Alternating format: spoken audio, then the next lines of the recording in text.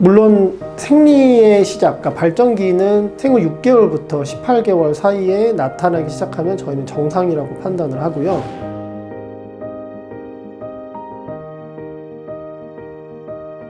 현재 하시는 이제 업무에 대해서 정일호 수의사라고 합니다. 그 동물 산부인과, 개 정자은행, 그 다음에 동물이 해외 나가고 들어올 때 하는 수출입 검역 서류, 운송 대행까지 준비를 하고 있는 수의사입니다. 중성화라는 거에 대해서 조금 장점이자 단점? 중성화 수술에 대한 논쟁은 예전부터 있어 왔고 영원히 끝나지 않을 것 같은, 앞으로도 계속 있을 거로 생각이 됩니다. 하지만 수의학적 관점에서 보면 중성화 수술이라는 것은 암캐의 생식기, 그래서 난소를 포함한 자궁을 제거하는 수술이기 때문에 그 수술을 함으로써 그 이후에는 생식기계 관련 질환, 예를 들어서 종양이라든지 자유로워질 수 있다라는 거에 대해서는 수의학적으로는 장점이라고 보는 거죠. 하지만 반대를 하는 경우는 이제 뭐 수의학적이 아니거나 강아지가 번식을 하기 위해서, 번식을 한다는 게 좋은 라인의 강아지가 있고 그 강아지의 아기를 계속 내야 되는 상황이 있는 분들이 있으시거든요. 그런 경우에는 중성화를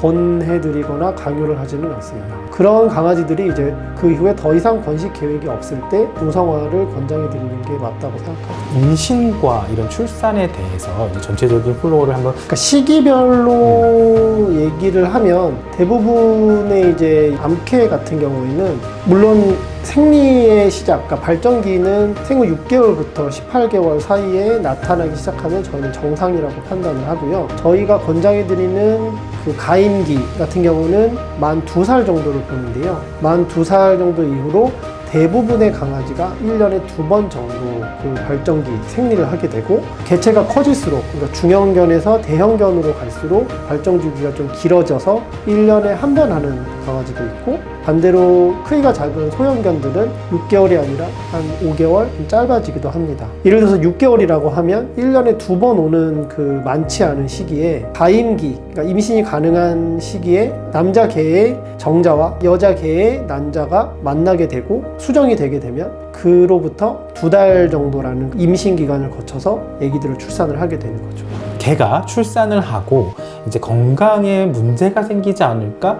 건강 상태에 이상이 없다라고 할 수는 없고요. 사람과 마찬가지로 여자 개도 출산을 하고 나면 몸은 상당히 부담을 많이 갖게 됩니다. 대신에 개의 임신 기간이 2달인 것처럼 사람에 비해 상당히 빠른 진행이 되는 것처럼 개의 회복 능력도 상당히 빠릅니다. 그래서 이번 발정기에 6개월이 지나고 다음 발정기 전까지 대부분의 강아지의 몸은 회복이 되고 있고요. 만일 거기에 보호자분께서 뭐 단백질 보충이라든지 적절한 운동, 그리고 필요한 뭐 보조제의 급여 이런 거를 더 해주시면 그 회복 기간은 더 짧아지는 거라고 생각을 합니다. 어미 강아지와 어린 강아지가 어떠한 푸드를 급여하는 것이 좋은지, 시기에 따라서 조금씩의 차이는 있는데 대부분 이제 단백질의 구성 비율이 임신 시기에 따라서 조금씩 달라지게 되고요. 뭐 초기에 요구하는 양과 중기 또는 후기에 요구하는 양이 약간씩 틀리고, 그리고 대표적인 이제 아이들의 뼈를 만들거나 엄마에서 모유를 만들어내는 칼슘 성분, 그런 것들이 보충을 해줘야 되는 시기가 있고, 특히 단두종인 경우에는 연구개 쪽에 문제가 생기기 때문에 엽산이라는 성분을 임신 초중기에 꼭 필요한 그런 것들이 있습니다. 실제로 우리나라에도 퓨리나라든지 다른 회사에서도 그런 사료들이 있는데 홍보가 제대로 되지 않다 보니까 보호자분들이 이 사료가 그런 역할을 하는 거였어? 아니면 이 사료가 있었네?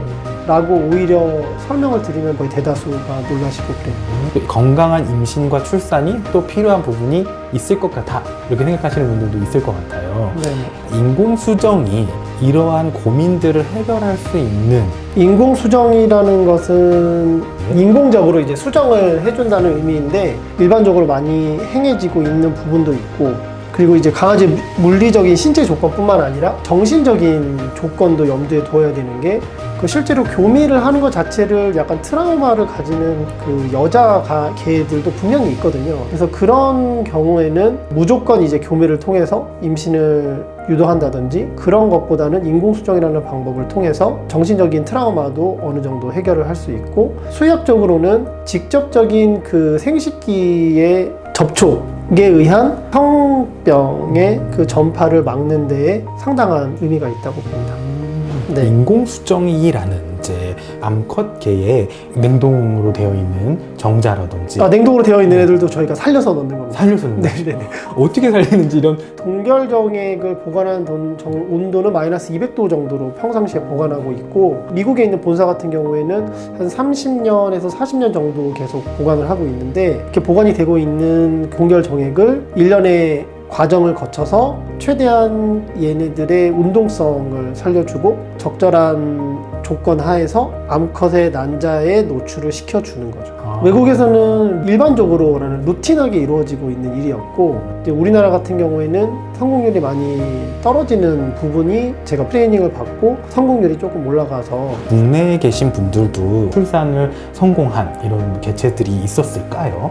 네, 점점 늘어나고 있고 적지 않은 수가 동결 정액을 이용해서 하고 있고, 미국이나 이제 유럽에서 수입도 많이 하고, 반대로 우리나라 진돗개 같은 경우에는 해외로 수출을 한 적도 있습니다. 인공수정과 자연교배로 했을 때 고민하고 있는 보호자들에게 조금 한마디. 이 예쁜 아기의 아기를 보고 싶다는 게 다 공통적인 생각이신 거잖아요. 그러면 제가 볼 때는 무조건 인공수정이나 자연교배 어떤 한 방법이 좋다가 아니라 그 각자의 상황이 있으실 거고, 아빠가 누가 되느냐에 따라서 방법의 결정이 될 것 같아요.